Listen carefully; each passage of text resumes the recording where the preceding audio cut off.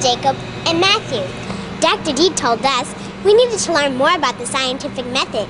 It might help us solve the problem of stink invading the town of Fuseville. We were hoping you could help us. Wow, look at this place. Hey, this doesn't look like a lab. This looks like a plane. Are you a scientist? Well, not exactly. Let me ask you something. Have you ever heard of an engineer?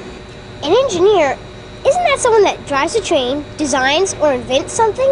That's correct on all accounts. I'm an electronics engineer, and we use math, science, and principles of electronics in order to help us with our flying laboratory. A flying laboratory? What do you mean by that? Come on, kids. Let me show you how it works.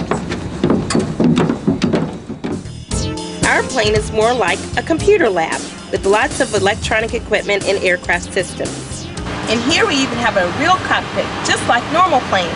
I'd like to be a pilot one day. And I'm sure you will. You'll maybe even fly this plane. Cool.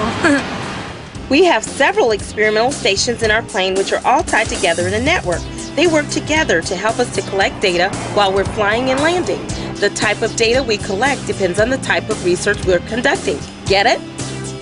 Yes, but how do you use the scientific method on your job? Well, the first thing we do using the scientific method is to identify a problem, right? Right.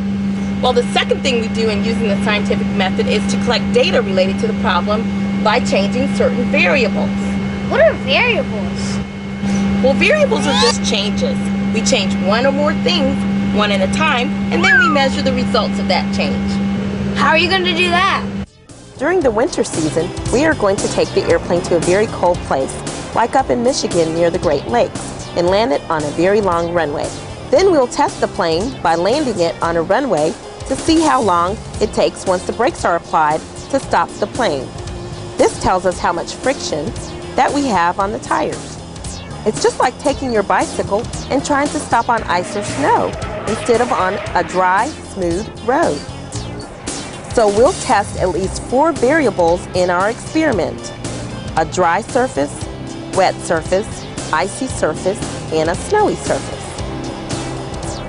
Let me show you how we can look at some of our data. We can observe all of the different camera views at the video station. These computer-generated graphics displays help us see how the airplane is traveling down the runway. Wow, cool pictures! It can handle millions of bytes of data all at once. This represents the data collection part of the scientific method, and the results come out in a pattern of numbers that the researchers can use to tell how the tires reacted with the runway surface. Awesome!